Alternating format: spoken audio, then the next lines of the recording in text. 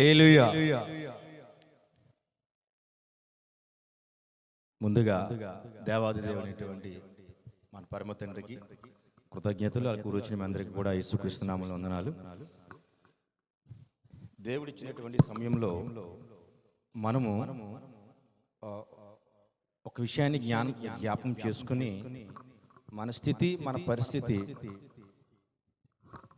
ఈ ఆఖరి దినములలో దేవునికి నచ్చిన విధంగా ఉందా లేదా మన ఆలోచన ఎటు రీతిగా ఉందో ఒక వ్యక్తి ద్వారా మనం కొన్ని విషయాలు జ్ఞాపకం చేసుకుందాం. మనందరికీ తెలిసినటువంటి పరిశుద్ధ లేఖనాల్లో చాలా గొప్ప విషయం. ఎందుకంటే మనకి జ్ఞానమును ప్రసాదించడానికి దేవుడు ముందుగానే, అంటే రాబోతున్న దినములలో యేసుక్రీస్తు ప్రభులు వారు లేదా ఆయన పరిచర్యలో కానీ లేదా మన మన పరమ తండ్రి ఆయన ఉద్దేశాల్లో కానీ మన గురించి ఎంత ముందు చూపు ఉందంటే రాబోతున్న తరముల గురించి కూడా ఆలోచించి జ్ఞానము లేని వారుగా నా బిడ్డలు అయిపోతారు, వాళ్ళకి జ్ఞానాన్ని ఏ విధంగా చెప్పాలి అని ముందుగానే కొన్ని లేఖనాల్లో మనకి ఆయన తెలియపరిచాడు. ఆ లేఖనాలు మనకు జ్ఞాపకం చేసుకుంటే ముఖ్యంగా సొలొమోను గారు రాసినటువంటి లేఖనాల్లో ఒకటి ప్రసంగి, మనకి అందరికీ తెలిసిన విషయమే, అందరికీ తెలిసిన విషయము. పరిశుద్ధ లేఖనాల్లో అన్ని పుస్తకాల్లో కంటే ప్రసంగి పుస్తకము చదివితే ఆ వ్యక్తి క్రైస్తవ జీవితంలో చాలా అత్యున్నత స్థాయికి వెళ్ళడానికి అవకాశం ఉంటుంది. కానీ మన వ్యక్తిగత జీవితాలు అక్కడ చదివి మనం ఆపేస్తాం, కానీ దాని కార్యాచరణ చేయడానికి మనం ఆలోచించము. కానీ ఈ ప్రసంగి పుస్తకంలో ఈ లేఖలో చూసినట్లయితే నేను చదువుతాను చూడండి ఒకసారి. ప్రసంగి 1వ అధ్యాయం చదువుతాను చూడండి. దావీదు కుమారుడును యెరూషలేములో రాజునై ఉండిన ప్రసంగి పలికిన మాటలు అని చెప్తున్నాడండి. అంటే ప్రసంగి అంటే మనందరికీ తెలిసిన విషయమే, బోధించేవారు అంటాం కదండి. హిబ్రూ భాషలో తెలియచేయాలంటే సమాజం ముందు బోధించే వ్యక్తిని ప్రసంగి అని చెప్తూ ఉంటారు. హిబ్రూ భాషలో మనం తెలుసుకోవాలంటే కనుక, అంటే సొలొమోను గారు ఈ వ్యక్తి ద్వారా ఒక క్యారెక్టర్ని క్రియేట్ చేసి ఆ వ్యక్తి ద్వారా మనతో మాట్లాడుతూ ఉన్నాడు. అంటే మనం చిన్నపిల్లలకి ఒక నీతి వాక్యాలు కానీ ఒక మంచి విషయాలు కానీ తెలియచేయడానికి కొన్ని వ్యక్తుల క్యారెక్టర్ని నీతి పుస్తకాల్లో వ్యక్తుల యొక్క జీవితాలను అలా అమర్చి కథల రూపంలో పిల్లలకు అర్థమయ్యే రీతిగా చెప్తూ ఉంటారు. ఇక్కడ కూడా దేవుడు సొలొమోను గారి ద్వారా మనకి ఇంకా అర్థం అవడానికి ఈ లోకము గురించి కానీ లేదా వ్యక్తి యొక్క జీవితం గురించి కానీ లేదా నీ జీవితానికి అర్థం ఏమిటి దాని గురించి తెలియచేయడానికి, అంటే ఇప్పటి వరకు మన జీవితానికి, అంటే ఇప్పటి వరకు బ్రతికినటువంటి వ్యక్తుల్లో ఏ వ్యక్తి అయినా సరే జీవితం, అసలు మన జీవితానికి అర్థం ఏమిటి అని ఒక ప్రశ్న వేసుకోగలిగితే ఆ మనిషి స్వతహాగా ఒక ప్రశ్న వేసుకోగలిగితే దానికి సమాధానం దొరుకుతుందా? మన 30 సంవత్సరాలు 40 సంవత్సరాలు 50 సంవత్సరాల ఈ యొక్క ప్రయాణంలో మన యొక్క జీవితంలో మన బ్రతుకున్నటువంటి ఈ యొక్క క్రమంలో మనిషి జీవితానికి లేదా నా జీవితానికి అర్థం ఏమిటి అంటే ఇప్పటి వరకు కూడా నాకు తెలిసి ఏ వ్యక్తి కూడా ఆ ప్రశ్న వేసుకుని ఉన్నాడు. ఒకవేళ వేసుకోకపోతే జ్ఞానులుగా లేదంటే తెలివైన వారుగా చాలా గొప్ప సైంటిస్టులుగా ఈ లోకంలో అనేక ప్రసిద్ధి చెందినటువంటి వ్యక్తులు కూడా ఈ లోకంలో కనుమరుగైపోయారు. ఆ వ్యక్తులను మనకు పరిచయం చేస్తూ నీ జ్ఞానం ఏ పాటిది, లేదా నీ యొక్క మనస్తత్వం లేదా నీ పరిస్థితి, నీ జీవితము, నీ జీవము ఏ పాటిది అని చెప్తూ దేని కొరకు ప్రయాసపడుతున్నావు అని చెప్తుంటాడు. కనుక ఈ లోకాన్ని గురించి మనకు తెలియచేస్తూ ఒక చిన్న మాట, 5వ అధ్యాయము 7వ వచనాన్ని మీరు చదివినట్లయితే దాని గురించి మనం ధ్యానం చేద్దాం ఈ సమయంలో. అధికమైన స్వప్నములను మాటలను నిష్ప్రయోజనములు నీ మట్టుకు నీవు దేవుని యందు చాలండి. చూడండి మామూలుగా అయితే సాధారణంగా ఈ వాక్యాలు మనందరికీ చాలా సుపరిచితమైనటువంటి పదాలే. కానీ దాని లోతు ఎంత విషయం అంటే, దీని యొక్క ఈ వాక్యం దగ్గరికి మనిషి ఎప్పుడు వస్తాడంటే, జీవితంలో చాలా కోల్పోయిన తర్వాత వస్తాడు. జీవితంలో చాలా కోల్పోయిన తర్వాత ఈ మాటల యొక్క ఆంతర్యం ఏంటి అనేది ఒక వ్యక్తి గ్రహించగలుగుతాడు. మన బాల్య దశలోనూ లేదా కొంత ప్రయాణం చేసిన తర్వాత ఈ మాటలన్నీ మనం చదివే ఉంటాం. కానీ ఇక్కడ అధికమైనటువంటి స్వప్నములు మాటలు నిష్ప్రయోజనములు అని అన్నాడు. చాలా రెండు మాటలు, మన స్వప్నములు, మన మాటలు. నిష్ప్రయోజనం అని దేవుడు చాలా ఈజీగా కొట్టుపడేసాడండి. నువ్వెన్ని మాట్లాడు, అవన్నీ దేవుడు పట్టించుకోవట్లా. అవన్నీ దేవుని రాజ్యానికి నిన్ను తీసుకెళ్ళేవిగా ఆయన ఎంచట్లా. నువ్వెక్కువ స్వప్నాలు కానీ ఏదో కళ్ళలు కానీ వేసి ఏదో స్థాయికి వెళ్ళిపోవాలని చెప్పేసి మన ఈ లోకంలో మనం ప్రయాణం చేస్తూ ఉంటే అవంతా దేవుడు ఒక్క మాటలో చెప్తున్నాడు, నిష్ప్రయోజనములు. ఎందుకు నిష్ప్రయోజనములు అంటే, నువ్వు జీవితాన్ని నిలబెట్టుకోవడానికి లేదా మనం అభివృద్ధి పొందడానికి మనం ఎంత కోట్లు సంపాదించుకున్నా, ఎంత అధికారాన్ని మనం పొందుకున్నా, ఎన్ని రాజ్యాలు మనం తిరిగినా, ఎన్ని దేశాలు మనం తిరిగినా, చివరికి ఒకే ఒక మాట, దేవుని రాజ్యాన్ని మనం స్వతంత్రించుకోనట్లయితే ఈ ప్రయాస కానీ, ఈ ఆరాటం కానీ, ఈ ఆలోచన కానీ అంతా వ్యర్థమనే దేవుడు చెప్తున్నాడు.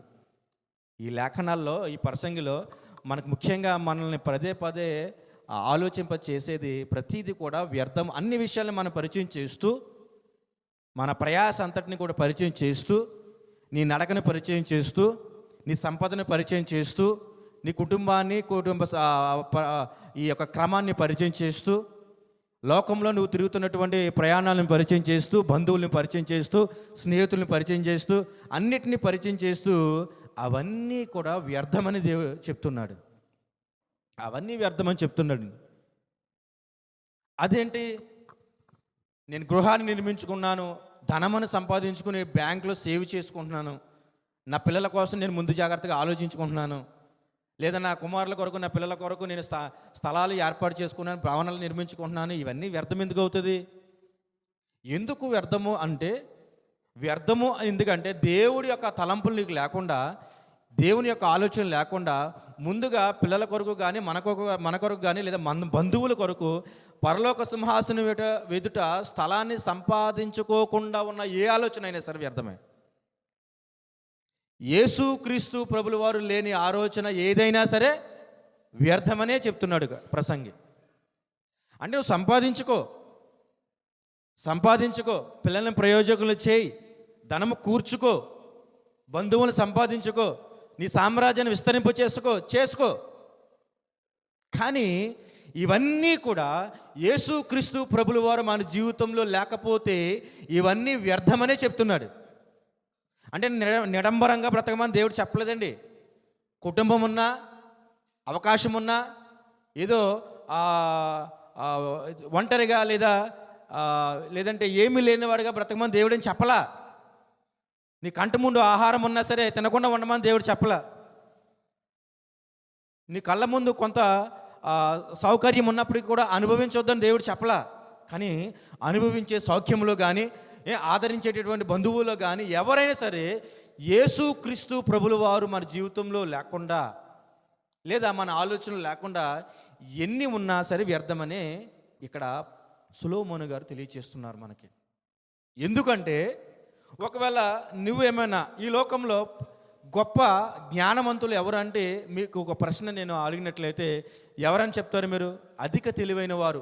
పరిశుద్ధ లేఖనాలు కాకుండా భౌతికంగా మనం చూసినట్లయితే, చారిత్రకంగా ప్రాచీన కాలం నుంచి మనం చూసినట్లయితే ఈ లోకంలో జ్ఞానమైన బాగా అధిక జ్ఞానవంతులు లేదా బాగా ఇంటెలిజెన్స్ ఫెలోస్ ఎవరు అంటే, చాలా గొప్పగా మన ఐన్స్టీన్ చెప్తూ ఉంటాము, అరిస్టాటిల్ చెప్తూ ఉంటాము, అబ్రహాం లింకన్ చెప్తూ ఉంటాము. చాలా గొప్ప వాళ్ళు ఉన్నారు మన భౌతికంగా ప్రాచీన కాలం నుంచి మనం గొప్ప సైంటిస్టులుగా చెప్పుకున్నాం. కానీ వాళ్ళకి మరణము వాళ్ళకి వచ్చిందా రాలేదా అంటే, మరణం వచ్చిందే కదండి. మరణం వచ్చింది. కానీ ఇప్పుడు వాళ్ళకి మరణం తప్పలేదు. తరువాత సొలొమోను గారి దగ్గరికి వద్దామండి, పరిశుద్ధ లేఖనాలకు వద్దాం. యేసుక్రీస్తు ప్రభులు వారు లేదా సొలొమోను గారికి దేవుడు ఎంత గొప్పగా ఆశీర్వదించాడు అంటే, ఎంత గొప్పగా ఆశీర్వదించాడంటే దాదాపుగా 40 సంవత్సరాలు 4 తరాల వాళ్ళకి రాజుగా ఉండడానికి ఆయన ఆశీర్వదించాడు దేవుడు. కానీ ఆయన చేసినటువంటి ఒక తప్పిదం ఏంటంటే, ఆయనకు కలిగినటువంటి సర్వ సంపదలు, ఇక్కడ మనకి ఈ లేఖనాలు తెలియపరుస్తూ ఉంటాడు. ఆయన కలిగినటువంటి సర్వ సంపదలు దేవుడిచ్చినటువంటి అధికారాలు సొలొమోను గారు ఆయన ఆశించలేదు. కానీ సొలొమోను గారు ఆశించినది పవిత్రంగా, పరిశుద్ధంగా, దేవునికి మచ్చినదిగా ఉండడం వల్ల దానికి ఇంకా ఎక్కువగా దేవుడు అతను ఆశీర్వదించడానికి ఇష్టపడ్డాడు. వాటన్నిటిని అనుభవిస్తూ దేవునికి ఇష్టం లేనటువంటి కార్యక్రమంలోకి అంత గొప్ప జ్ఞాని అయినటువంటి సొలొమోను గారే పడిపోయినటువంటి సందర్భాలు ఈరోజు గమనిస్తూ ఉన్నాం. అంటే ప్రపంచంలో పరిష్కారం కానిటువంటి ఏ సమస్యనైనా సరే సొలొమోను గారి దగ్గరికి వెళ్తే చాలా క్షణమాత్రంలో సమాధానం దొరుకుతుందని చెప్పి ఒక మంచి అవకాశం, అంటే మంచి ఒక పేరు ఉన్నటువంటి ఒక వ్యక్తి అనమాట, ఒక రాజు ఆ రోజుల్లో. అంటే ఆయన తీర్చినటువంటి ఒక తీర్పు, ఒక పసిపిల్లవాడు గురించి తీర్చినటువంటి తీర్పు చుట్టూ ఉన్నటువంటి సామ్రాజ్య రాజులను కూడా ఆకర్షించగలిగినటువంటి తెలివితేటలు ఉన్నటువంటి వ్యక్తి ఆయన చేసినటువంటి వ్యక్తి. అంటే అలాంటి వ్యక్తి చెప్తున్నాడు, అంత గొప్ప జ్ఞానము కలిగినటువంటి వ్యక్తి చెప్తున్నాడు, సూర్యుని కింద ఉన్న ఏ ఒక్కటి కూడా సరైనది కాదు అని చెప్తున్నాడు. అంతా వ్యర్థము. ఎందుకంటే సూర్యుని కింద నరుడు పడుతున్నటువంటి ప్రతి ప్రయాస కూడా వ్యర్థమనే చెప్తూ ఉన్నాడు. ఇప్పుడు మనం ఎంత అదృష్టవంతులు అంటే, నేను అనుకుంటాను ఆదాము గారికి అవ్వకి దేవుడి యొక్క ఆ మాటని గైకొనకపోవడం వల్ల ఆ యొక్క ఏదెను వనం నుంచి త్రోసివేయబడ్డారు. మనకు అనుకోండి, అబ్రహాముని ఆదాము గారి జీవితాన్ని, అవ్వ గారి జీవితాన్ని మన కళ్ళ ముందు తెలియజేశాడు, మన కళ్ళ ముందు పెట్టాడు. ఆదాము జీవితాన్ని, అవ్వ జీవితాన్ని మన కళ్ళ ముందు పెట్టాడు. యెహోవా మాట వినకపోతే, దేవుని మాట వినకపోతే, ఆయన మాట చెప్పిన ప్రతి ఆజ్ఞను లేదా ప్రతి మాటను అనుగ్రహించకపోతే ఏ విధంగా నీ జీవితం అయిపోద్దో మనకి ఎవరు సాదృశ్యంగా ఉన్నారండి? ఇప్పుడు ఎవరున్నారు మనకి? మన మొదటి పితరులైనటువంటి ఆదాము అవ్వగారు. కానీ ఆదాము అవ్వగారికి ముందున్న తరం ఎవరైనా ఉన్నారా? లేరు. ఒకవేళ ఉండి ఉంటే ఆ తప్పిదం చేయకపోదురేమో. అంటే మనకి ఆదాము అవ్వగారు చేసినట్టు తప్పిదము మనకు లేఖనాల ద్వారా పరిశుద్ధాత్మ తెలియపరుస్తూ ఉన్నప్పుడు, మన ముందున్న వాళ్ళు చేసిన తప్పిదాలు వాళ్ళ తర్వాత మనం ఉన్నాం కాబట్టి చూడగలుగుతున్నాము. లేఖనాల ద్వారా, పరిశుద్ధాత్మ శక్తి ద్వారా మనం గ్రహించగలుగుతున్నాము. ఓహో, దేవుని మాట వినకపోతే ఇలా ఉంటుందా అని మన పితరులు అనేటువంటి వాళ్ళ తప్పిదముల ద్వారా మనం తెలుసుకోగలుగుతున్నాం. మరి వాళ్ళ పితరులు ఉంటే ఆ తప్పిదము గురించి ముందుగానే తెలుసుకుందరేమో, ఆలోచించరేమో. కనుక మనం ఎంత అదృష్టవంతులు అంటే, మనకంటే ముందు మన పితరులు దేవుని యొక్క ఆజ్ఞలు కోల్పోయారు కాబట్టి, గైకొనలేదు కాబట్టి, వాళ్ళు మన జీవితంలో మన ముందుకున్నారు కాబట్టి వాళ్ళ మాదిరి మనకు తెలియపరిచాడు. మాదిరి అంటే ఏంటి?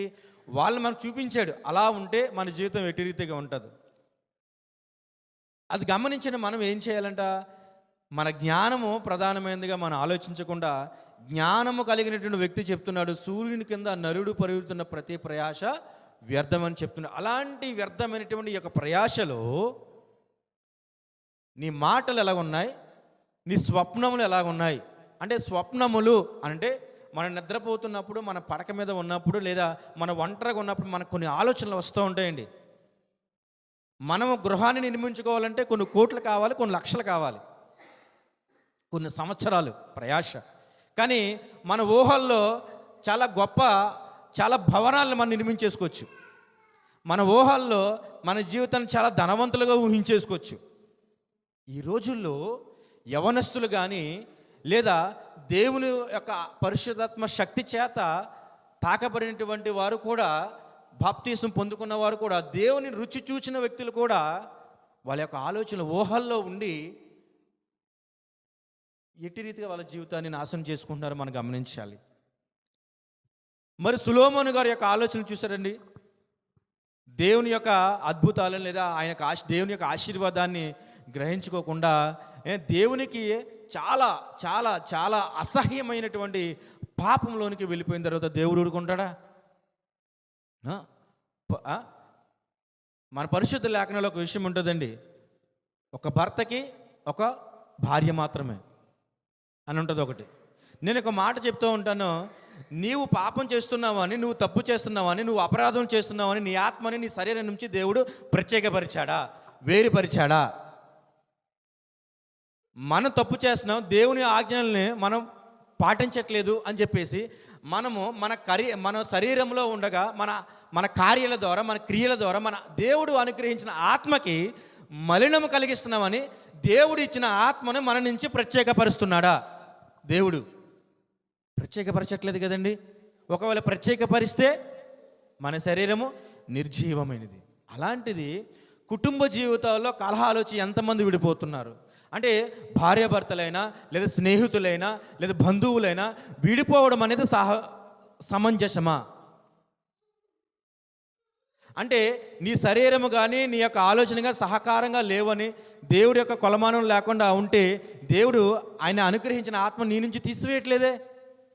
నా కుమారుడు నేను ఎంతో ప్రేమించి నేను ఆయన ఆత్మను నా కుమారుడి యొక్క దేహంలోకి ప్రవేశపెడితే నా ఆత్మ చేత గొప్ప కార్యాలు చేయకపోగా చాలా తప్పుడు దారులకు వెళ్ళిపోతున్నాడని చెప్పేసి దేవుడు నీ నుంచి ఆత్మను వేరు చేయలేదు కదా. ఒక అవకాశం ఇచ్చాడు. తెలుసు కదా, దేవుడు తలుచుకొని ఆయన ప్రవేశపెట్టినటువంటి ఆత్మను నీ నుంచి ఆయన తీసుకోవడానికి ఆయన హక్కు ఉందా లేదా? హక్కు ఉంది. మనం ఎవరికైనా ఒక వస్తువు ఇచ్చామనుకో, దాన్ని పాడు చేసేస్తున్నారని తెలిస్తే చాలా త్వరగా మనం తీసేసుకుంటాం. మరి ఆయన అవకాశం ఇచ్చారు మనకి. అలాంటిది మాట వినట్లేదని, సహకారిగా లేరని, మాట్లాడలేదని, ఎంతోమంది బంధువులు మాట్లాడలేదని ఎడమొహం పెడమొహంగా పెట్టుకుంటున్నటువంటి సందర్భాలు ఈ రోజుల్లో. మనం ఈజీగా వదిలేస్తాం. మనకు సహకారిగా ఉండట్లేదు మన వాళ్ళు, మనకు తోడుగా ఉండట్లేదని. మరి ఎలాగైతే అలా కుదురుతుంది? దేవుడు అలా అనుకోలేదుగా. నీలో పెట్టిన ఆత్మను నువ్వు దుఃఖపరుస్తున్నావు అని చెప్పేసి నీ నుంచి ఆత్మను వేరుపరచలేదే.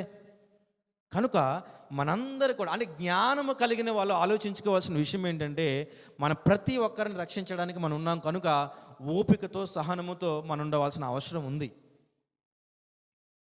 కానీ వాటన్నిటిని విడిచిపెట్టేసి మన పరిధిలో ఉన్నటువంటి వాటన్నిటిని వదిలేసి మన పరిధి కానటువంటి అనేక ప్రదేశాల కోసం మనం ప్రయాసపడుతూ ఉంటాం. ఒకవేళ అలాంటి ప్రదేశాల్లో అలాంటి పరిస్థితుల్లో నువ్వు ఉంటే ఆయన చెప్తూ ఉన్నాడు, సూర్యుని కింద నువ్వు ఎన్నో ప్రయాసలు పడుతున్నావు కదా, ధనము కోసం కానీ, స్థలము కోసం కానీ, కీర్తి కోసం కానీ ఎన్నో ఎన్నో ఎన్నో ఎన్నో ప్రయాసలు పడుతున్నావు కదా, అవన్నీ వ్యర్థమని చెప్తున్నాడు. ఎవరు ఈ ప్రపంచమంతా కూడా తిరిగి నిజంగా ఇప్పుడు అధిక డబ్బు ఉన్నవాళ్ళు ఆ డబ్బులు కూడా సంతోషించలేరండి. మనం ఎంత గొప్పవాళ్ళమంటే, ధనము కొరత ఉందని, ఆహారం కొరత ఉందని, కొన్ని కలిమిలు మన జీవితంలో ఉన్నాయని మనం చాలా బాధపడతాం. కానీ మనం చాలా గొప్పవాళ్ళం. అవన్నీ ఉన్నవాళ్ళు కూడా వాటిలో సంతోషపడలేరు. కొన్ని వేట్ల కోట్లు సేవింగ్స్ ఉన్న వాళ్ళు కూడా వాటిని చూసి సంతోషపడలేరండి. అలాగే సొలొమోను గారికి చాలా గొప్ప ఘనత ఉంది, గొప్ప కీర్తి ఉంది, సర్వ సామ్రాజ్యాల్లో ఆయనకు గొప్ప పేరు ఉంది. అవన్నీ ఉన్నప్పటికీ కూడా ఆయనకి లేదు, సంతోషం లేదు. సమస్తాన్ని ఆయన పరీక్షించి పరిశోధించి ఆయన ఒక మాట చెప్పాడు, ఏ ప్రయాస ఆస్తులు సంపాదించుకున్నా, ఘనతలున్నా, ఏమున్నప్పటికీ కూడా ఒకవేళ సూర్యుని కింద నీ ఆలోచనలు ఉంటే, అంటే ఈయన చెప్తున్నాడు, ఈ వాక్యానుసారంగా ఒక మాట తెలియజేస్తూ ఉంటాను, నీ ఆలోచనలు, నీ ప్రయాస, నీ కష్టము, నీ యొక్క ప్రయాణము అంతా కూడా సూర్యుని కింద నీ ఆలోచన ప్రకారంగా ఉంటే అదంతా వ్యర్థమే. మన ఆలోచన ఎలా ఉన్నాయంట? సూర్యుని కింద మనకంటూ ఒక దేవుడు ఉన్నాడు. సూర్యుని పైన మనకంటూ ఒక దేవుడు ఉన్నాడు. మన ఆలోచన సూర్యుని పైన ఉన్నటువంటి దేవుని కొరకై ఉండాలి తప్ప సూర్యుని కింద ఉన్నటువంటి ప్రయాసల కొరకు మన ఆలోచనలు ఉండకూడదని సొలొమోను గారు ఈ మాటల ద్వారా తెలియపరుస్తున్నారు మనకి. కనుక మన ప్రయాస ఎట్టి రీతిగా ఉండాలి? సూర్యుని పైన ఉన్నటువంటి దేవుని రాజ్యం కొరకు మన ప్రయాస ఉండాలి. సూర్యుని పైన ఉన్నటువంటి యెహోవా రాజ్యం కొరకు మన ప్రయాస ఉండాలి. అంతేకాని మన ఆలోచనలు ఈ అంటే ఒకవేళ సొలొమోను గారు లేకుండా, ఎలాంటి అనుభవస్తులు లేకుండా, ఈ లోకంలో ఉన్న ప్రయాసం అంతా కూడా వ్యర్థమే అని అనుభవించిన వాళ్ళు ఎవరు లేకుండా చెప్తే మనకేం తెలీదు. కనుక దేవుడు ఒక విషయం తెలియజేస్తున్నాడు మనకి. సొలొమోను గారు వీటన్నిటిని కూడా అనుభవించారు, వీటన్నిటిని చూశారు, వీటన్నిటి యందు చాలా ప్రయాసపడ్డారు. వీటన్నిటిలో సంతోషం ఉంటుందేమో, ఎన్నిటిలో చాలా కీర్తి ఉంటుందేమో, ఇవన్నీ దేవుడి యొక్క రాజ్యంలో స్థిరపరుస్తాయేమో అని అనుకున్నాడు. కానీ ఒకవేళ నీ ఆలోచనలు కూడా సొలొమోను గారిలాగా ఉంటే, అంటే ఒకప్పుడు దేవుని యొక్క ఆత్మను గైకొని చాలా పరిశుద్ధంగా ఉంటూ దేవుని యొక్క స్పర్శకి నువ్వు మన గొప్పగా ఆనందించి దేవునిలో పరవశిస్తున్నటువంటి ఆ దినములు ఎంత గొప్పగా ఉంటాయో మీరు ఆలోచించండి. దేవుని యొక్క ఎడబాటు మన జీవితంలోకి వస్తే ఎంత భారంగా ఉంటుందంటే, సొలొమోను గారు చాలా యోగ్యతను కోల్పోయాడు. ఆయన ఇక్కడ అన్నీ తెలియపరుస్తూ ఉన్నాడు. ఎందుకు? కేవలం దేవుడి యొక్క మాటలుగా గ్రహింకొనలేదు. ఎంత గొప్పవాడంటే ఆయన యవ్వనంలో ఉండగానే, సొలొమోను గారు యవ్వనంలో ఉండగానే పరమగీతాలు రచించినటువంటి గొప్ప జ్ఞానములు. పరమగీతాలు మనం చదివినట్లయితే అర్థమైనట్టు, అర్థం కానట్టు, చాలా మర్మయుక్తంగా ఉన్నటువంటి అనేక సందర్భాలు అందులో ఉంటాయి. ఆయన యవ్వనంలో రాసినటువంటి పరమగీతాలు. ఆయన మధ్య వయసుకు వచ్చేటప్పటికి ఆయన సామెతలు రాసినటువంటి అంత యోగ్యంగా ఉన్నటువంటి, అంత జ్ఞానంగా ఉన్నటువంటి వ్యక్తి. సామెతలు ఎంత జ్ఞానాన్ని ప్రసాదిస్తాయని మనకి. కానీ ఆయన ప్రయాస అంతా యవ్వనంలో ఈ యొక్క పరమగీతాలు రాసి, సామెతలు రాసి, ఇవన్నీ రాస్తూ చివరికి ఆయన వృద్ధాప్యంలో దాదాపుగా క్రీస్తు పూర్వం 375లో ఆయన వృద్ధాప్యంలో రాసినటువంటి ఈ యొక్క అమూల్యమైనటువంటి మాటలు, ప్రసంగిలో రాసినటువంటి అమూల్యమైనటువంటి యొక్క వచనాలు. అంటే వృద్ధాప్యంలో మనం మన తాతయ్య వాళ్ళని చూస్తుంటాం, మన తల్లిదండ్రులు చూస్తూ ఉంటాము. వృద్ధాప్యంలో ఉన్నటువంటి మన తల్లిదండ్రులను లేదా వాళ్ళ పెద్దవాళ్ళని మన వాళ్ళు ఏం చేస్తారంటే చాలా చులకనగా చూస్తూ ఉంటారు. ఎందుకు? పనికిరానిగా చూస్తూ ఉంటారు.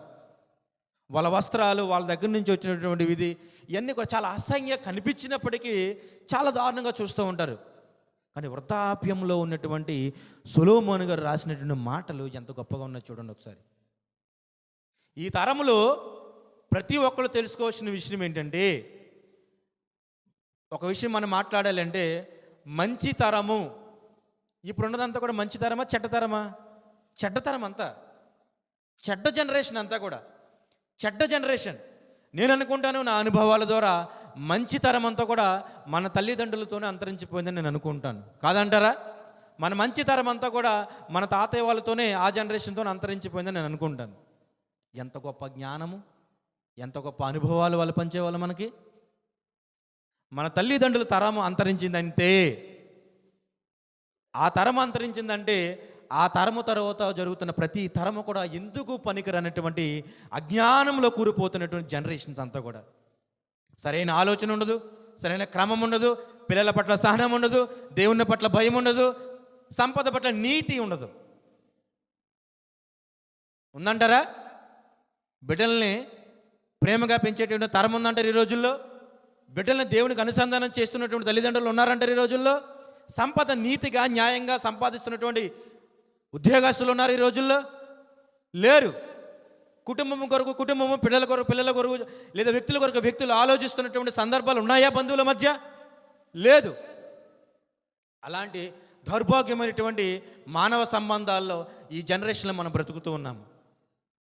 కానీ ఈ సమయంలో మనం ఆలోచించే విషయము, ఈ జనరేషన్లో బ్రతుకుతున్న ప్రతి ఒక్కరు కూడా చాలా ప్రమాదకరమైనటువంటి పరిస్థితుల్లో ఉన్నామని ఆలోచించుకోవాల్సిన అవసరం. ఎందుకంటే అనుభవాలు పంచేటువంటి తరాన్ని మనం వెనక్కింటేస్తాం. అనుభవాలు పంచేటటువంటి తరాన్ని మనం వృద్ధాశ్రమంలో పడేస్తున్నాం. అనుభవాలను మనకి పంచేటటువంటి తరాన్ని మనం ఊరికి లేదా మన గృహానికి ఒక మూలన పడేస్తూ ఉన్నాం. ఎంత బాధాకరమైన విషయం. సొలొమోను గారు తన యవ్వనాన్నంతా కొనసాగిస్తూ ఆయన మృతిమి వచ్చినటువంటి వృద్ధాప్యంలో రాస్తున్నటువంటి ఈ అమూల్యమైన మాటలు ఏం చెప్తున్నాడంట? ఆయన యొక్క ప్రయాస, ఆయన తిరిగినటువంటి సామ్రాజ్యాలు, ఆయన ఆలోచనలు, ఆయన యొక్క తీర్పులు, న్యాయాలు ఇవన్నీ కూడా ప్రయాస పడి అంటే అవన్నీ చూస్తేనే కదండి వృద్ధాప్యం వచ్చిన మనిషికి గతించే కాలం అనేక అనుభవాలతో ఉంటారండి వాళ్ళు. అవునంటారు కదంటారా? దాదాపుగా 70-80 సంవత్సరాలు బ్రతికిన వ్యక్తి ఆ 70వ సంవత్సరంలో ఆ ముదిము వచ్చినటువంటి ఆ వృద్ధాప్య వయసులో ఎంత జ్ఞానంతో ఉంటాడో నీ యొక్క ఏ పుస్తకాల్లో దొరకదు ఆ జ్ఞానం. నీకు గూగుల్లో సెర్చ్ చేసినా దొరకదు. మన వృద్ధుల నుంచి వచ్చినటువంటి జ్ఞానము, తల పండిపోయినటువంటి మన పితరుల నుంచి వచ్చిన జ్ఞానము ఎక్కడా దొరకదు నీకు.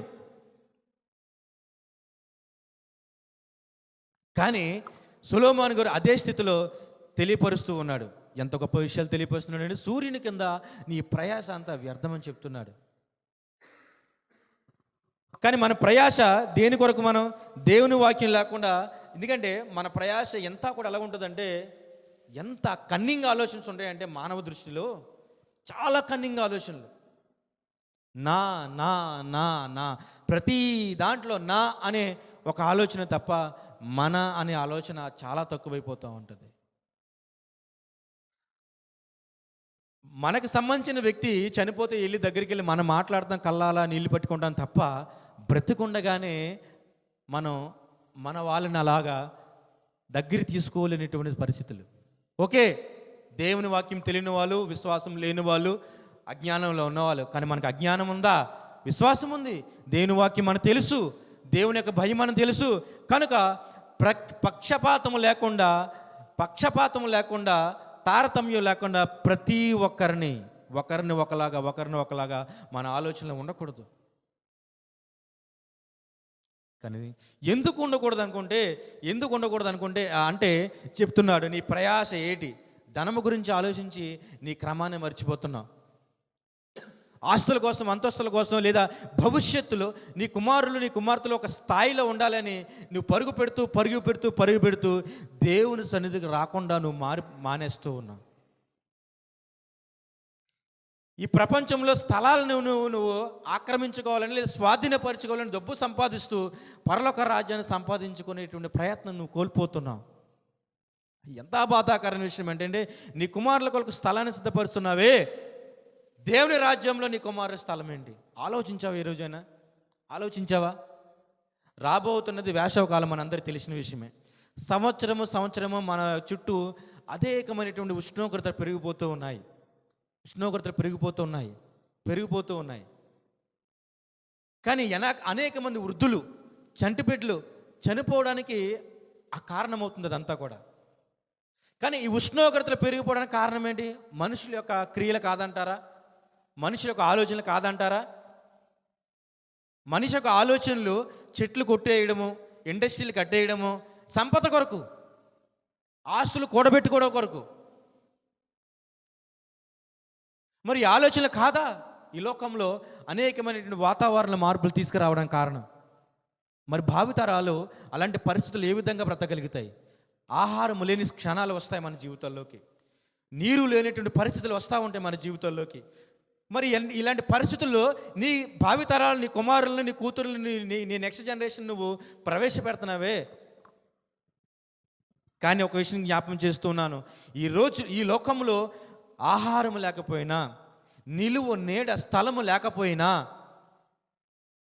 కానీ పరలోక రాజ్యంలో సింహాసనం ఎదుట స్థలాన్ని సంపాదించుకోవడం అనేది చాలా గొప్ప విషయం.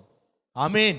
ఎందుకంటే ఈ లోకంలో ఆహారము తిన్నట్లయితే భౌతికంగా కొంత ఆహారము తీరుస్తుంది, మనకు ఆకలి తీరుస్తుంది. మళ్ళీ మరొక రోజున, మరొక క్షణంలో మనకు ఆకలి ఇస్తుంది. ఈ లోకంలో ఉన్నటువంటి భౌతికంగా మనం దాహాన్ని తీర్చుకున్నట్లయితే మంచినీరు ద్వారా మరొక క్షణంలో మనకి మళ్ళీ దాహం వేస్తుంది. కానీ దేవుడు ఒక మాట అంటాడు, నేను ఇచ్చి నీళ్లు త్రాగినవాడు ఇప్పుడు కూడా దప్పికొనడు. ఆమేన్. ఎంత గొప్ప మాట. సాధారణంగా ఈ వాక్యాన్ని మనం ధ్యానించినప్పుడు సాధారణ అనుభవం కలగడం ఓకే, ఒక వ్యక్తికి పర్లేదు. కానీ దేవుడి యొక్క సన్నిధికి వచ్చిన తర్వాత కూడా అదే వాక్యాన్ని ధ్యానించే నీకు కొత్త అనుభవం రాకపోతే ఎంత బాధాకరమైన విషయము. కనుక మనం భౌతికంగా ఉన్నటువంటి స్థలం కొరకు లేదా నీరు కొరకు లేదా ఆస్తుల కొరకు మన ఆరాటపడడం కంటే నలుగుపోతున్నటువంటి ఈ యొక్క సమస్యల మధ్య దేవుడు ఒక మాట తెలియజేశాడు. ఆ మాట ఏంటి అర్థం? పరలోక రాజ్యంలో ఆయన యొక్క స్థలాన్ని మనం స్వతంత్రించుకుంటే అసలు ఆకలే ఉండదంట, దప్పిక ఉండదంట. కనుక సొలొమోను గారు చెప్తున్నారు, మన ఆలోచన యావత్తు కూడా సూర్యుని పైన ఉండాలి. సూర్యుని పైన మనకంటూ ఒక కాపరి ఉన్నాడు. సూర్యుని పైన మనకంటూ ఒక అధికారి ఉన్నాడు. సూర్యుని పైన మనకంటూ ఒక స్థలాన్ని సిద్ధపరుస్తూ ఉన్నాడు. సూర్యుని పైన మనకి ఆకలి ఉండదు, దప్పిక ఉండదు, ఎలాంటి ఆలోచనలు ఉండవంట. ఎంత గొప్ప మాట తెలియజేస్తున్నాడు. ఆకలి కొరకు, దప్పిక కొరకు ఎంత ఆరాటపడుతున్నారు ఈ రోజులో సమాజంలో మనందరం కూడా. కనుక ఈ సమయంలో మనందరం కూడా జ్ఞాపకం చేసుకోవాల్సిన విషయం ఏంటంటే, జీవితం అర్థం ఏముంటే ఇప్పటికీ క్రైస్తవులకు తెలియట్లా, వ్యక్తులకి లేదా జనాలకు తెలియట్లేదంటే అదొక వేరొక విషయం. కానీ క్రైస్తవునికి ఈ జీవితానికి అర్థం తెలియట్లా. అర్థము తెలియకే ఈరోజు సంఘాలు ఈ విధంగా అయిపోతూ ఉన్నాయి. అర్థము తెలియకే ఈరోజు పరిశుద్ధాత్ముడు దుఃఖపడుతున్నాడు. అర్థము తెలియకే ఈ రోజుల్లో సంఘాల్లో అబద్ధ బోధలు జరుగుతూ ఉన్నాయి. కానీ క్రైస్తవుడికి అర్థం తెలియాలి. క్రీస్తులో కడగబడిన ప్రతి ఒక్కడికి జీవితం అంటే అర్థం తెలియాలి. ఏంటి జీవితం అంటే అర్థము? ఏంటి జీవితం అంటే అర్థము? ఒక మాట చెప్పి తెలియజేస్తూ ఉంటాను మీకు.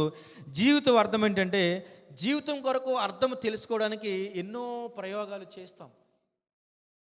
వాస్కోడిగామా గారు, కొలంబస్ గారికి అసలు మన జీవితంలో అసలు ఈ భారతదేశంలో ఒక మనుగడ కొనసాగడానికి సముద్ర మార్గాలు ఎలా వచ్చాయి, విమానయాన గాలి ప్రయాణాలు ఎలా వచ్చాయి, రోడ్డు మార్గాలు ఎలా నిర్దేశించబడ్డాయి, అసలు చరిత్రలో మీరు చూసినట్లయితే ఇవన్నీ ఉన్నాయా?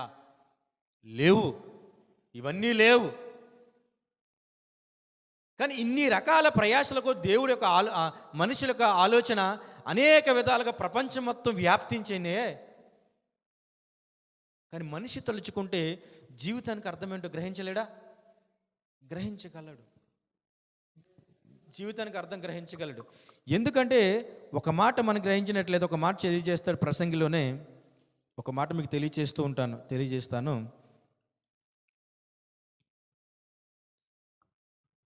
ఎన్ని ప్రయాసలు పడినా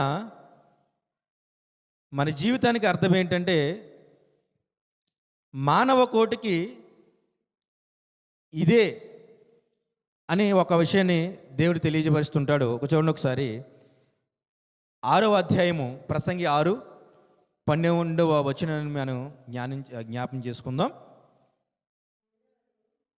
చెప్పండి, చదవండి. నీడ వలె మన దినములన్నీ వ్యర్థముగా గడుపుకొను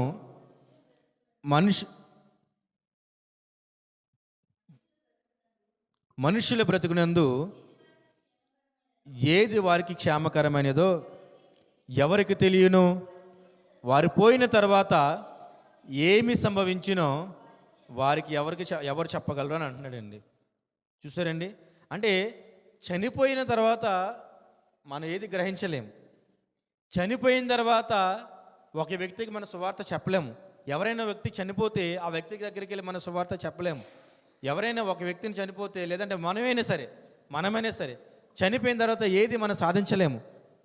నరకానికి వెళ్ళిన తర్వాత నరకానికి వెళ్ళి అక్కడ ఆ అనుభవాలన్నీ గ్రహించిన తర్వాత, ప్రభువా నాకు ఒక అవకాశం ఇయ్యి, నేను భూలోకానికి వెళ్ళి నా జీవితాన్ని మరొకసారి మార్చుకుంటాను అంటే అవకాశం దొరుకుతుందా?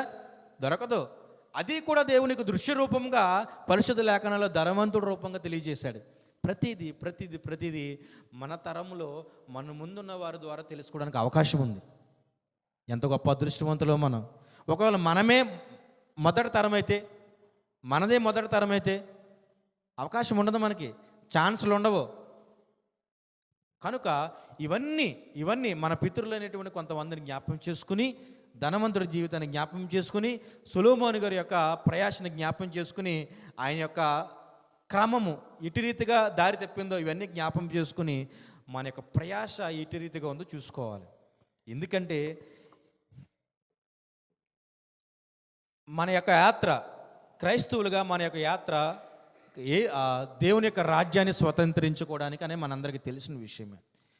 దేవుని యొక్క రాజ్యాన్ని స్వతంత్రించుకోవడానికి, లేదా ఇశ్రాయేలీయులు కనాన్ని స్వతంత్రించుకోవడానికి 12 గోత్రాల్లో ఉన్నటువంటి వారిని కొంతమందిని పంపిస్తే వేగు చూడడానికి ఎంతమంది వచ్చారండి? వెనక్కి 2 రావడం జరిగింది. మరి ఆ మిగతా వాళ్ళందరూ ఏమైపోయారు అంటే వచ్చారు. వచ్చినప్పటికీ కూడా, అందరూ వచ్చినప్పటికీ కూడా ఒక్కొక్కరు వాళ్ళ ఆలోచనలు ఎలాగున్నాయి. 12 మందిలో 2 ఆలోచనలు ఎలాగున్నాయి, మిగతా వాళ్ళ యొక్క ఆలోచనలు ఎలాగున్నాయి. అంతా కూడా మన ఆలోచనలు అంతా కూడా చాలా దేవునికి నచ్చే విధంగా మన ఆలోచనలు ఉండవు. కానీ కాలేబు గారు చూసినట్లయితే, యెహోషువ గారిని చూసినట్లయితే వాళ్ళ ఆలోచనలు ఎలా ఉన్నాయంట?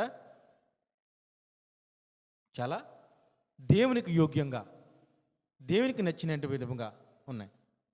ఎందుకంటే దేవుని ఆత్మ నీలో ఉన్నట్లయితే నీ క్రియలు కానీ, నీ మాటలు కానీ, నీ ఆలోచనలు కానీ, ఎదుటి వారి పట్ల నీ యొక్క తలంపులు కానీ బాగుంటాయి. ఎందుకు ఇప్పుడు కాలేబు గారిని చూసినట్లయితే ఆయన ఎందుకు అంటే దేవునికి భయపడిన వ్యక్తి. ఆయన కాలేబు గారిని చూసినట్లయితే దేవునికి భయపడిన వ్యక్తి కదా. దేవుని కాపుదల నాకు ఉంది, దేవుని యొక్క కృప నాకు ఉంది అని గ్రహించినటువంటి వ్యక్తి. కానీ మనం ఇప్పటి వరకు మన జీవితంలో ఏ మంచి కార్యాలు మనం చేసామో మన వ్యక్తిగత జీవితాన్ని మనకి తెలుసు. కానీ ఇప్పటి వరకు సజీవంగా ఉన్నామంటే కారణము దేవుని యొక్క కృప. ఆమేన్. దేవుని యొక్క కృప మాత్రమే మనల్ని సజీవంగా ఉంచగలిగినది అని నువ్వు అనుకున్నట్లయితే, కాలేబు గారులాగా నువ్వు కూడా దేవుని యొక్క కాపుదల నీకు ఉన్నది అని నువ్వు అనుకున్నట్లయితే, తన గొప్పతనం కాదని ఆయన అనుకున్నాడు. ఆ వ్యక్తి ఏమనుకున్నాడంట? నేను బతికి ఉండడానికి, నేను సజీవంగా ఉండడానికి, నా పాప జీవితం అంతా కూడా మారిపోయి, లోకంలో తిరగవలసిన నా జీవితము, వ్యర్థంగా గడపవలసిన నా జీవితం అంతా కూడా మారిపోయి దేవుని సంఘంలో నిలబడడానికి, దేవుని యొక్క ఆలోచనలో ఉండడానికి, ఈ మార్పు అంతా రావడానికి నా గొప్పతనం కాదు. ఎవరి గొప్పతనం అండి? మన జీవితాలు మారడానికి, ఒకప్పుడు మన జీవితాలు మారడానికి దేవుని కృప. హల్లెలూయా. దేవుని కాపుదల, దేవుని కృప మన జీవితం లేకపోతే తెలుసు, మన జీవితంలో ఒక్కొక్కడిగా లెక్క పెట్టుకుంటే కొన్ని ప్రమాదాల ద్వారా మనందరం కూడా ఈ సంఘంలో, ఈ క్షణంలో, ఈ రోజులో స్థిరపరచబడిన వారు. ఆమేన్. లేకపోతే ఈ క్షణంలో మనం ఉండవలసిన వారమా? దేవుడి యొక్క ధన్యత ఎంత గొప్పది. అలాంటి కృప పొందుకున్న మనము, అలాంటి కాపుదల, దేవుడి యొక్క కాపుదల మనందరికి ఉంది. కనుక మనం ఏం చేయాలంట? సూర్యుని పైన మనకంటూ ఒక లోకం ఉంది. మన ఆలోచనలన్నీ కూడా సూర్యుని పైన ఉండాలి. తినకూడదండి, సంపాదించకూడదా, పిల్లల కొరకు సంపాదించకూడదా, ఇల్లు కట్టుకోకూడదా, వస్త్రం కొనుక్కోకూడదంటే అదే. అందుకే దేవుడు సమయోచితమైన జ్ఞానముతో ఒక క్రైస్తవుని నింపుతాడు. కానీ క్రైస్తవుడిగా ఉన్న వ్యక్తి ఎంత అజ్ఞానంలో ఉన్నాడంటే, ఆ వ్యక్తికి కలిగిన జ్ఞానమే జ్ఞానము అని అనుకుంటున్నాడు ఈ రోజుల్లో. కానీ ఒక సమయోచితమైన జ్ఞానం అంటూ ఉంది. ఆ సమయోచితమైన జ్ఞానము లోకాన్ని, పరలోకాన్ని నీకు తేటగా తెలియపరుస్తుంది అని గ్రహించలేకపోతున్నాడు. జ్ఞానము వ్యక్తులకు ఉంటుంది, బుక్స్ల ద్వారా, చదువుకోవడం ద్వారా, నాలెడ్జ్ని పెంచుకోవడం ద్వారా వస్తుంది. కానీ క్రైస్తవులకు ఉండే జ్ఞానము సమయోచితమైన జ్ఞానం. ఆమేన్. ఈ సమయోచితమైన జ్ఞానం కలిగి ఉన్న క్రైస్తవుడు ఆలోచించేది ఏంటంటే, 2 కుడి ఎడమల పరిస్థితుల గురించి ఆలోచిస్తూ దేన్ని కూడా దాన్ని దేవుని యొక్క రాజ్యం కొరకు సంపాదించడానికి ఆ జ్ఞానాన్ని ఉపయోగించడానికి అవకాశం ఉంటుంది. సంపాదించు, పిల్లల కొరకు సంపాదించు, నివసించుట కొరకు, సంపాదించు తినుట కొరకు. కానీ ఆ సంపాదన, ఆ ప్రయాస, ఆ ప్రయాణము, ఆ బాంధవ్యాలు ఇవన్నీ కూడా ఎలా ఉండాలంట? ఎలా ఉండాలంటండి? దేవుని కొరకే ఉండాలి. దేవుని కొరకే ఉండాలి. కానీ ఎంతమంది ఆహారాన్ని, ఎంతమంది బిడ్డలను పెంచే కార్యక్రమం, ఎంతమంది గృహాలని సంతోషంగా నింపుకునే కార్యక్రమం దేవునికి మెచ్చిన విధంగా ఉన్నాయి. ఎంతమంది గృహాల్లో దేవుని యొక్క నామము కీర్తించబడుతుంది. ఎంతమంది గృహాల్లో దేవుని యొక్క కృతజ్ఞతలు ఈరోజు జ్ఞాపం చేసుకుంటూ ఉన్నారు. ఈ రోజుల్లో దేవుని యొక్క ఆలోచన ఎలాగుండే అంటే, నేను ఒక మాట తెలియజేస్తుంటాను, జ్ఞానము ఉంది అని అనుకోకూడదు. సమయోచితమైన జ్ఞానం కొరకు మనం కనిపెట్టాలి. ఆమేన్. సమయోచితమైన జ్ఞానం నీకు ఏం చేస్తుందంటే, లోకానికి ప్రత్యేకపరుస్తుంది. దేవుని ప్రతిక్షణము దేవుని కృతజ్ఞించే వాళ్ళ చేస్తూ ఉంటుంది. ప్రతిక్షణము దేవుని కొరకు ఆలోచించే వారిలా చేస్తూ ఉంటుంది. అలా చేస్తూనే దేవుని కొరకు మన సామ్రాజ్యాన్ని సిద్ధపరిచే విధంగా సమయోచితమైన జ్ఞానం ఉంటుంది. ఈ జ్ఞానము లేక దేవుడి కొరకు ప్రయాణం చేస్తూ మన కుటుంబాలను విడిచిపెట్టేస్తున్నారు. ఈ రోజుల్లో కుటుంబాల కొరకు ప్రయాణం చేస్తూ దేవుని విడిచిపెట్టేస్తున్నారు. ఎంత అజ్ఞానంలో ఈ లోకంలో ఉన్నారంటే క్రైస్తవులు. చాలా బాధాకరమైన విషయం. దేవుని నామం దూషించబడుతున్న విషయం మనం జ్ఞాపకం చేసుకోవాలి. కనుక ఏం చేయాలి? దేవుని కొరకు మనం రోషము కలిగినటువంటి పాత్రగా నిలబడాలా లేదా? నిలబడాలి. నిలబడకపోతే ప్రకటన గ్రంథంలో దేవుడు ఒక మాట తెలియజేస్తూ ఉంటాడు. ప్రకటన గ్రంథంలో ఒక మాట తెలియజేస్తూ ఉంటాడు. ఈ లోకంలో మనము ఎవరికి తీర్పు తీర్చకూడదు అని దేవుడు పరిశుద్ధ లేఖనంలో తెలియపరిచాడు కదండి. కానీ దేవుడు ఒక గొప్ప అవకాశాన్ని తెలియజేస్తున్నాడు. ఈ రోజులో దేవుడు ఆయన మాట చేత మనకు తెలియచేసిన విషయం ఏంటంటే, ఎవరికి ఈ లోకంలో తీర్పు తీర్చడానికి అర్హత లేదు. ఎందుకంటే ఎవడు కూడా నీతిమంతుడు కాదు. ఎవరు కూడా నీతిమంతుడు కాదు. తీర్పు తీర్చే అధికారం ఎవరికి లేదు అంటూనే దేవుడు ఒక మాట తెలియజేస్తున్న పరిశుద్ధ లేఖనాల్లో ప్రకటన గ్రంథంలో ఒక మాట తెలియజేస్తుంటాడు. నీకు నాకు దేవునితో కలిసి నడిచిన వాడువైతే, దేవుని కృపను గైకొన్న వాడువైతే, దేవునికి భయపడిన వాడువైతే, అనేక మందిని దేవుని కొరకు రక్షించిన వాడువైతే, దేవుని రాకడలో ఆయనతో కొనుక్కోబడిన వాడువైతే, నీకు అపవాదికి తీర్పు తీర్చే యోగ్యత నీకు ఇస్తూ ఉన్నాడు. అపవాదికి తీర్పు తీర్చే యోగ్యత నీకు ఇస్తూ ఉంటాడు. మీరు గమనించినట్లయితే యేసుక్రీస్తు రాకడలో నువ్వు ఆయనతో పాటు వెళ్ళినట్లయితే అంతిమ తీర్పులో నువ్వు ఎలా ఉంటావంట? నీతిమంతుడుగా ఉంటావు. అక్కడ విరోధి ఎవరు? సాతాను. నువ్వు 7 ఏళ్ల శ్రమ నువ్వు తట్టుకుని నిలబడినట్లయితే దేవుడు వచ్చినటువంటి ఆ ప్రయాణంలో నువ్వు సంతోషంగా పైకి వెళ్తావు. చూడు, అప్పుడు 1000 ఏండ్ల ఈ యొక్క ప్రయాస, 1000 ఏండ్ల ప్రాలన. దానికంటే ముందు దేవునికి ఇష్టమైన వాడు అంటే ఆయన ఒక చావు చెప్తాడు. సాతానుకి ఆయన అనుచరులకి కూడా తీర్పు తీర్చేటటువంటి గుంపులో నువ్వు ఉండడానికి అవకాశం ఉంటుంది. సరేండి, అంటే దేవుని యొక్క పరిశుద్ధతను నువ్వు గైకుంటే, ఆయన యొక్క పరిశుద్ధతను నువ్వు ఆవహించున్నట్లయితే, ఆయన పరిశుద్ధతను నువ్వు ధరించుకున్నట్లయితే ఎంత మహిమావంతుడుగా నువ్వు ఎలా మారుతావంటే, అపవాది మన ఈ లోకంలో మనం ఆడించిందే, కానీ పరలోక సింహాసనం ఎదుట మనం ఉన్నట్లయితే మనమే అపవాదికి అధికారులుగా ఉండడానికి అవకాశం ఉంటుంది. ఎందుకంటే దేవదూతలకు లేనిటువంటి యోగ్యత, అధికారము మన దేవుడు మనకి అనుగ్రహించాడు. ఆమేన్. కనుక ఇవన్నీ మనము ఈ యొక్క సాధారణంగా ఈ లోకంలో అనేకమైనటువంటి పుస్తకాలుగా ఈ యొక్క పరిశుద్ధ లేఖనాన్ని మనం అనుకోకూడదు. లేదా ఈ లోకంలో పరిశుద్ధ పుస్తకాలుగా చలామణి అవుతున్నటువంటి వాటి కంటే చాలా గొప్ప జీవము గల ఈ పుస్తకములో లిఖించబడిన మాటలు సరాసరి సూటిగా దేవుని మాటలే అని మనం గ్రహించి నువ్వు దారి తప్పిపోతున్నావు. నీ ఆలోచన సరిగ్గా లేదు. ఎప్పటికీ ఈ యొక్క బాప్తిస్మం పొందుకొని పరిశుద్ధాత్మ శక్తిని నువ్వు అనుభవిస్తూ అనేక యుగాలుగా దేవుని యొక్క సన్నిధిలో నువ్వు వస్తూ ఇప్పటికీ క్రైస్తవ జీవితానికి, నీ జీవితానికి ఒక అర్థము నువ్వు గ్రహించినట్లయితే, చెప్తున్నాడు దేవుడు, ఈ లోకంలో ఏ ఒక్కటి జ్ఞానం లేదు, ఏమీ లేదు. ఇక చెప్తున్నాడు కదండి, ద్రాక్ష తోటలు నాటుకున్నానని చెప్పాడు, తోటలను శృంగారు వనములు నాటుకున్నానని చెప్పాడు, చెరువులు తవ్వించుకున్నానని చెప్పాడు, అనేక మంది పనికత్తులను కూడా పనికి కోసం పెట్టుకున్నానని చెప్పాడు. ఇవన్నీ గొర్రెలు, మేకలు, ఆస్తులు, అంతస్తులు ఇవన్నీ ఉన్నాయని చెప్పాడు. సంపదను అమర్చుకున్నాను, కూర్చుకున్నాను అని చెప్పాడు. ఇవన్నీ ఉన్నప్పటికీ కూడా ఏమీ లేకపోతే వ్యర్థుడని చెప్పాడు. దేవుడు లేకపోతే వ్యర్థుడే కదా.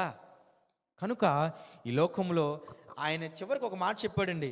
ఇప్పుడు మన జీవితానికంటే దేవుడి యొక్క రాజ్యములో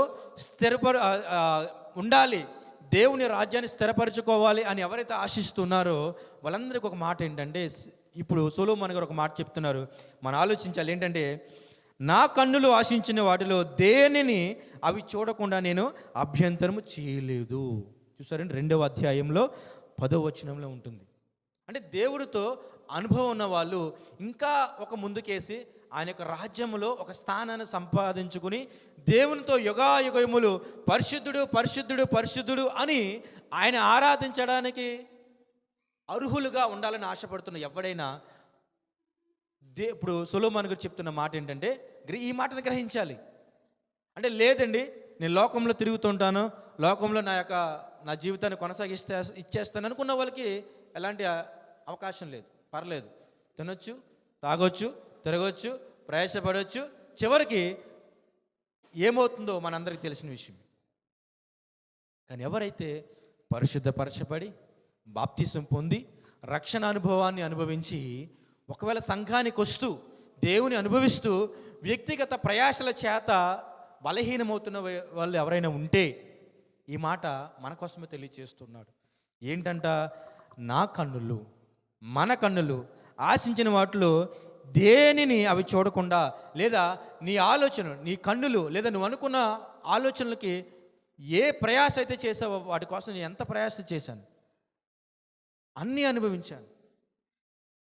స్థలము కూర్చుకుందాం అనుకున్నాను, అన్నీ చేసేసాను. ఏమి అనుభవించాలనుకున్నానో ఈ లోకంలో అనుభవించకుండా నా కన్నులను కానీ నా క్రియలను కానీ దేన్ని కూడా నేను ఆపలేదు అంటూనే ఆయన ఏం చెప్తున్నాడంట, మరియు నా హృదయము నా పనులన్నిటిని బట్టి సంతోషింపగా సంతోషకరమైనదేదియు అనుభవించకుండా నేను నా హృదయమందు నిర్బంధింపలేదు. సినిమా చూడాలంటే చూసేసాను, ఊరి వెళ్ళాలంటే వెళ్ళిపోయాను, తినాలంటే తినేసాను, ఒకరిని కొట్టాలంటే కొట్టేశాను, ఇంటికి వెళ్ళాలంటే వెళ్ళిపోయాను, దేన్ని కూడా అభ్యంతరపరచలేదంట. కానీ ఒకవేళ నువ్వు దేవుడితో ప్రత్యేకమైనటువంటి అనుభవము కలిగి ఉంటే, ఆయన మాత్రమే సజీవుడు, జీవము కలిగిన దేవుడు, ఆయన మాత్రం నిత్య జీవము ఇస్తాడు అని నువ్వు అనుకుంటే, వ్యక్తిగత అనుభవం దేవునితో నువ్వు ఉంటే ఇది నీకు బాగా అర్థమవుతూ ఉంటుంది. ఈ సమయంలో సొలొమోను గారు అంత గొప్ప జ్ఞాని కూడా అన్నీ అనుభవించినా లేదా దేనిని కూడా అనుభవించడానికి వెనతిరిగి చూడాలా, ప్రతీది కూడా చేసాడు. ఇదే నా పనులన్నిటి వలన నాకు నాకు అంటే అవన్నీ అనుభవించిన తర్వాత ఇదే నా భాగ్యము, ఇదే నా సంతోషము, ఇవన్నీ నాకు గొప్ప కీర్తిని తెచ్చిపెడతాయని చెప్తున్నాడు. చెప్తూనే ఒకవేళ నువ్వు అలా ఉంటే నేను కలిగిన అనుభవము నీకు వస్తుంది. నేను ఇవన్నీ చూశాను, ఈ లోకంలో అన్నీ చూశాను, అంతా వ్యర్థము వ్యర్థము వ్యర్థము వ్యర్థము వ్యర్థం, అంతా వ్యర్థమే. ఇంకొక మాట మీకు జ్ఞాపం చేస్తాను.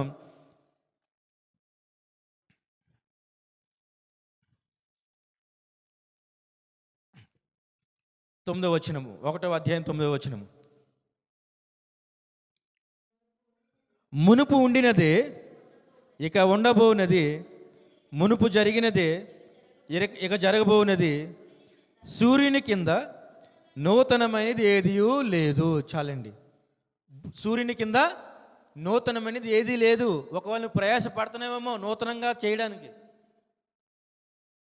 ఒకవేళ నువ్వు ప్రయాస పడుతున్నావేమో కొత్త కొత్త ఆకారంలో కొన్ని హంగులు సృష్టించడానికి, లేదు. నా దేవుడు సృష్టి ఆరంభానికి ముందే ఆయన నోటి మాట చేత సర్వము సృష్టించిన నా దేవుడి కంటే గొప్పవాడా మీరు? మన దేవుడి కంటే నీ గొప్ప ఆలోచనలు ఉన్నాయా? సొదొమ గొమొర్రాలో ఆలోచనలు ఎలా ఉన్నాయి చూడండి ఒకసారి. కనుక మీరు మన ఆలోచన ఎలా ఉండాలంట? దేవుని యొక్క పరిధిలో ఉన్నట్లయితే దేవుడు మనల్ని ఆశీర్వదిస్తాడు. దేవుని యొక్క పరిధిలో మన ఆలోచన లేకపోతే ఏం చేస్తాడంట? కొంతమంది వ్యక్తుల జీవితాలు మనకు చూపించాడు. అట్టి రీతిగానే మన జీవితం ఈ లోకంలో ముగించిపోతుంది. కనుక మనం ఎలా ఉండాలి? మన పరలోక రాజ్యంలో ఆయన రాకడలు మనం కొనిపోవాడాలి. కాబట్టి ఆ రాజ్యంలో ఈ రాజ్యంలో ఈ భూలోకంలో కష్టాలు, శ్రమలు, బాధలు, నిందలు ఇవన్నీ ఉన్నాయి. కానీ ఆ రాజ్యంలో ఏముంటాయంట? ఏముంటాయంటండి? దేవుని రాజ్యంలో ఏముంటాయంట? సంతోషము, ఆనందము, శాంతి. ఎంతమంది శాంతి లేకుండా ఈ రోజుల్లో నలిగిపోతున్నారు? ఎంతమంది ప్రశాంతంగా లేకుండా కుటుంబాలు చిన్నాభిన్నం అయిపోతున్నాయి? ఎంతమంది ఒక ఓర్పు, సహనము లేకుండా ఎంతమంది ఈ రోజుల్లో వాళ్ళ జీవితాన్ని పోగొట్టేసుకుంటున్నారు?